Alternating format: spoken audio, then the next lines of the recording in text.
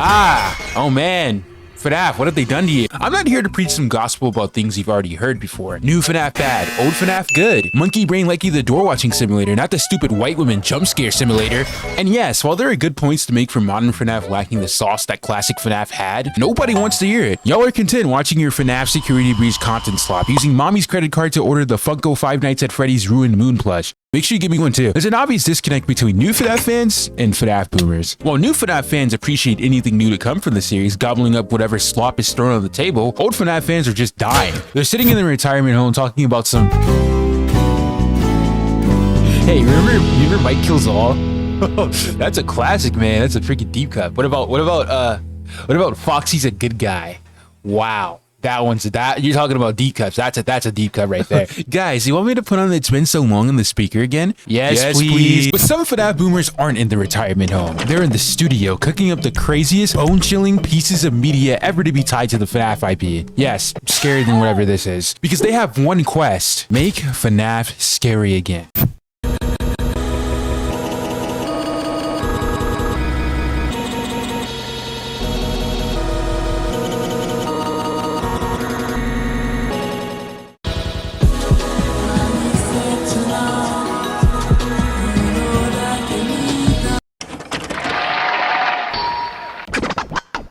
In 2014, back when fan games had a shaky foundation, we had games ranging from Five Nights at Freddy's 3D, Treasure Island, Pizza Massacre, Wario's, and of course, Five Nights at Fuckboys. The landscape of FNAF fan games back then rarely extended farther than this thing, but in FNAF. Five Nights at Chuck E. Cheese, the Wario series, and Treasure Island were all fan games that were scary in their own right, but merely were just filters on top of the FNAF DNA. At a certain point, there was a shift. No graveyard. In 2015, Candy's release, a genuine attempt at being more than the fan game equivalent of a shitpost. This was the FNAF fan game that proved that having what was essentially FNAF OCs could work and be taken seriously, and more importantly, be sort of scary. Yeah. Oh, brother, this guy... Candy's was a genuine attempt at carving something out from the essence of the source material, i.e. introducing a cast of original characters.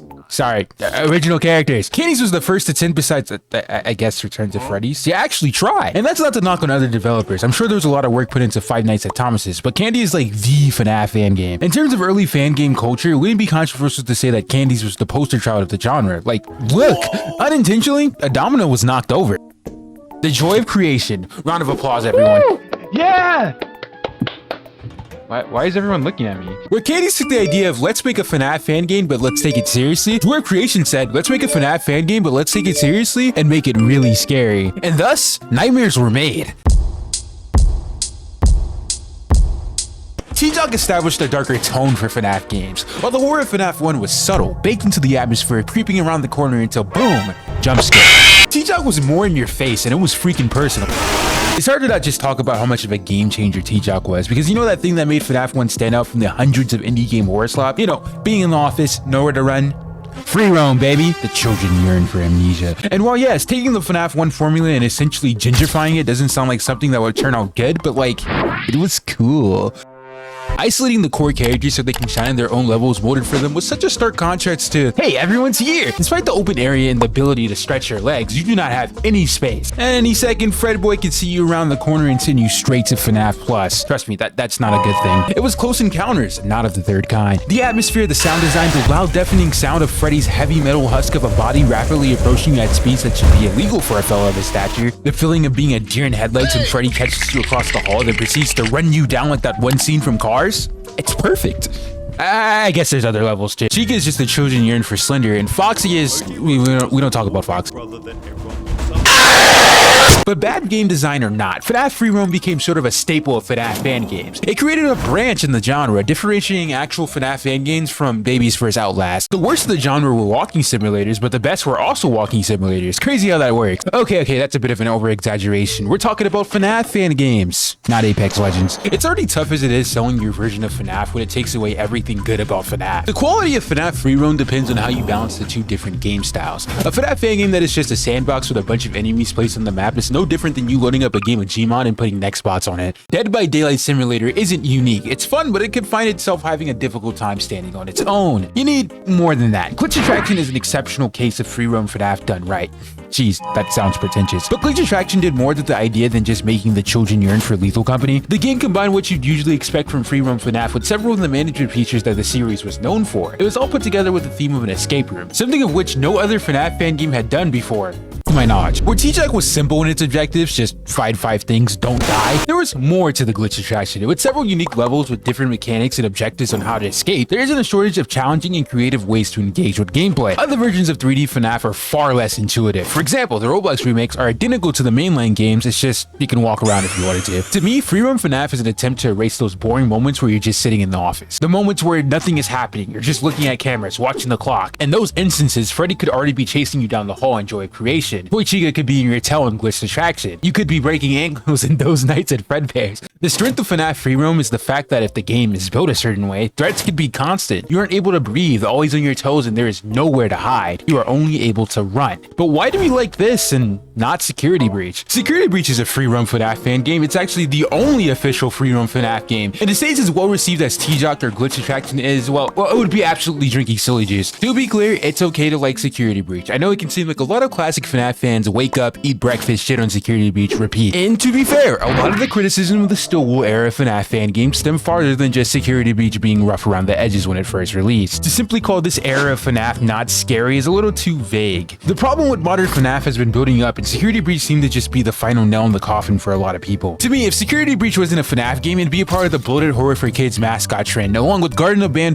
Poppy's Playtime, and Hello Neighbor. FNAF inspired a lot of horror indie games, intentionally or not, and Security Breach seemed like the first game to be following a trend rather than leading it. It's a textbook identity crisis. I've said it before, FNAF free roam inherently rejects what made FNAF unique in the first place, but Joy of Creation might as well be a carbon copy of FNAF 1 compared to what Stillwell tried to pull. And I get it, this is a new era of the FNAF IP. Who in their right mind wants to be on the 30th FNAF game and still be in the same rinky-dink office? The different direction wasn't entirely the problem. Us FNAF boomers will cry about the silly lore till the FNAF 2 movie comes out, but not only do you distastefully reinvent the Fazbear wheel, you take control of the kitchen to make a dish that's undercooked. And it's not entirely Stillwell's fault either, because what silly goober tells someone to make a game for them and then proceeds to not tell them what they want the game to be about? For the first AAA FNAF experience, the gameplay that was a far cry from the roots would make the series any sort of bit eerie in the first place, coupled with the worst offender, which was the almost unplayable state it was released in, mind you, after being delayed. Security Breach became the ship classic fans of the series let sell on by. Like, imagine having a launch to a game so bad it single-handedly ruined the enjoyment of the entire franchise for you.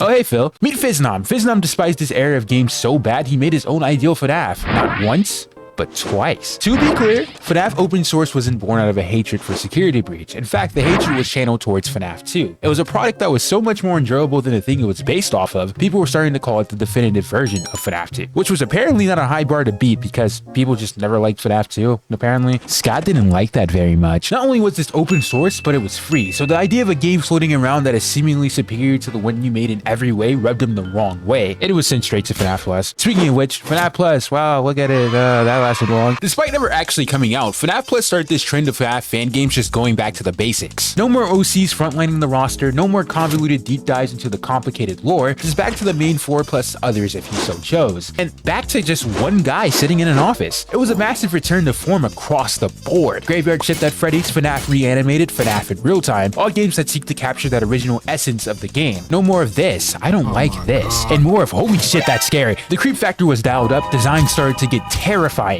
I will die on this goddamn hill that FNAF has never had any design that has remotely looked like an animatronic. I mean, you got the Mimic, but that's the Mimic, so you honestly lose points for even bringing him up. I mean, look it up. Pizza Time Theater, that doesn't look like Freddy, does it? I brought it up in another video. Chipper looks more like an animatronic than Freddy ever has. And I'm not crazy for thinking that because when most people make their fan games, the first thing they do is make the characters look like actual animatronics. Junior's amazing concept, full body suits with an uncanny touch to it. It tethers the line between child-friendly animatronic and nightmare fuel. Paddington has the best of both worlds, with segmented designs of the classic animatronics while having the recognizable faceplate design of show Viz Pizza. His newer designs ditch and go more traditional, and it still tethers the line between child-friendly and nightmare fuel. There's nothing wrong with the originals, even if they aren't accurate, and I'm definitely not saying a redesign is in order to take the original crew seriously again, but I can't deny, it's a nice touch. But full nightmare fuel isn't a bad thing, because then you get graveyard shit at Freddy's, which is like FNAF ransomware, the game. It's like a fever dream, if your fever dream was a result of heroin and bath salts. Look, and the gang's all here. Freddy, Bonnie, Chica, Foxy, sorry, must be the wrong one. Who are you? Ha! That was actually a test, dear viewers. If you're really a FNAF veteran, then you should know Foxy was originally going to be a wolf. What Graveyard Shit That Freddy's is actually doing is offering this peer into an alternative timeline. Is this what Unk status feels like? The thing I like about Graveyard Shit That Freddy's is it tries too hard. Now, usually that may sound like a negative thing, but in this context, a scary game trying hard to be scary actually helps. Because ransomware, for the most part, tries too hard in general. You're not going to come out of one of these things with their hands up saying this is cinema, but what it is going to do is show you some demented LSD nightmare visuals and probably leak your IP or something. I don't know. And Graveyard Shit That Freddy's is just that. The animatronics aren't even trying to tote the line between realistic and uncanny. It's just demented. Even in their normal forms, they still carry this distinct I shouldn't have my children around these things energy. Dead children? That's so 2014. How about demons? I know their eyes are bloodshot, but this isn't the work of the devil's lettuce. It's the work of the actual devil. Nothing gets me more giddy than seeing how people reinterpret a character based on their source material. Like, what would the cast of regular show look like if they were humans? No, seriously, I used to genuinely watch compilations about this. It isn't that deep. It's just interesting seeing how people make an alternative take of an existing character while using the source material as inspiration. Like, I didn't think the Dark Lord of the Pokemon universe, Giratina, would be a big booba anime girl as a human, but hey, maybe it'll grow on me. I get a similar feeling upon seeing how people make their Freddy cast, because when making a game about Frederick von Fazbear and his caravan of band animals, the first thing you're going to call attention to is the animatronics themselves. When it comes to gameplay, there's a lot of things developers do to try and be not like the other girls in terms of the sit and survive aspect of FNAF. You could take the Next Week at Freddy's route and put the cockpit of a commercial airliner in the office, or you can go the FNAF reanimated route and give the player nothing. FNAF was too unrealistic anyway. Hydraulic doors, iPad in 19, hold on.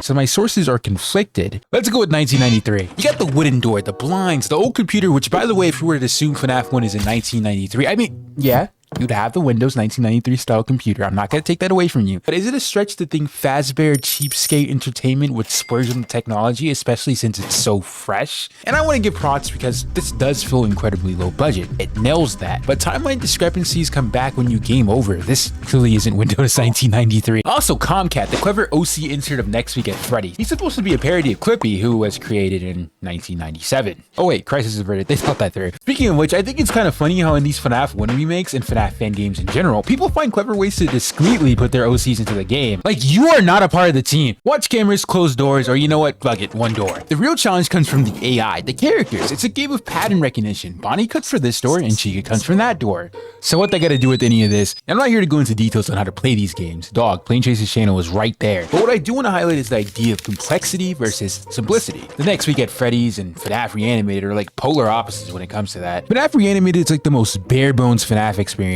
All the fancy gizmos and qualities of life like a map, a flashlight, a door lock, all gone. You get this random scribble taped to a wall, and since the cameras are PowerPoint slideshows, it's the gameplay loop of, oh, he's on cam 8. What is that on the map? With Next Week at Freddy's, it's just everything. You got the thermonuclear reactor control panel that's just chilling in your office, the doors that have a pressure gauge, the computer which not only has the camera where you can zoom in, move around, and monitor threats like a COD mini-map, there's an AI, admin panel, and a file manager. Meanwhile, in FNAF Reanimated, it's I flashed the camera. Next Week at Freddy's is a mechanically dense game. It puts the mechanics in game mechanics and insists upon itself. It's so complex upon first exposure that the developers felt the need to put in a permanent practice night in one of the major first updates or gameplay changes to make the mechanics less overwhelming. But I don't think the amount of game mechanics makes the game bad. It can certainly be a turnoff, like faster facility just gives you a grocery list of things and how to deal with the animatronics. And I like how Freddy's is just, I don't know. Like the phone call is such a nothing burger because instead of explaining gameplay, it's lore, baby. And then of course there's Post-Shift 2, which is so notorious for being difficult because of how many features that are crammed into it that the developer had to remove the game 5 hours after release just to patch in a slightly more fair version. Feature creep can be bad, but the worst offenders is when you're obligated to focus on the mechanics part of gameplay mechanics that there isn't much game left. There's not much time to be immersed when there's a laundry list of game mechanics constantly being cycled just to make it to like 2 AM. These games keep it simple, man. Unless it's UCN, these keep talking and nobody explodes ass minigames weren't as complex and overwhelming as these fan games portray them as. Immersion is a big part of the equation. With all these things to manage, it can be hard to actually just sit back and appreciate the game. This is one of the factors leading into the problem of a lot of fan games overdoing it. Yes, the original game's main content were the animatronic interactions, but I'd argue another important factor are those moments where nothing is happening, because those are the moments where paranoia and dread can build. And some of these fan games, they just be in the room. There's traditional FNAF fan games that fall into the same pitfalls that the free roam versions do, where there's no build up, just pedal to the metal, running away from next box type of gameplay, which is just a matter of perspective on how you feel about that, because I have a friend that thinks FNAF 1 sucks ass because nothing happens. His favorite game is also Security Breach, by the way. Do what you will with that information. Let's take it back to overdoing it, because it's easy to get lost in the sauce when it comes to creating your ideal FNAF. There's so many avenues you can take, from gameplay, aesthetic, lore, even something as simple as UI. When you're making all these 3D ray tracing, machine learning, AI, and spatial audio edits to the game, it can sometimes strip that original mystique of the first game. I didn't think it was possible to gentrify a horror game, but here we are. There are so many takes on how to amplify or even rekindle the series' original horror, and ironically, the way a lot of these games achieve that is by making a game that isn't remotely similar to the games they're based on. Yes, without wild takes like Joy of Creation, we may not have glitch attraction, but I'd also argue that not every out there interpretation of FNAF works. But that's the nature of fan content in general. It's taking a formula and retooling it to fit your own creative vision. And yes, some visions are drastically different than what Scott made all those years ago, but that doesn't make it less scary. Sometimes. In fact, I'd even go as far as to say the majority of not just fan games, but fan content in general easily surpass the horror of the original franchise. Yes, Jump Scare Simulator or Baby's First Outlast can be hit or miss, but one thing that's far more consistent is FNAF VHS. When it comes to immersion in that scene, no one does it better than Baddington.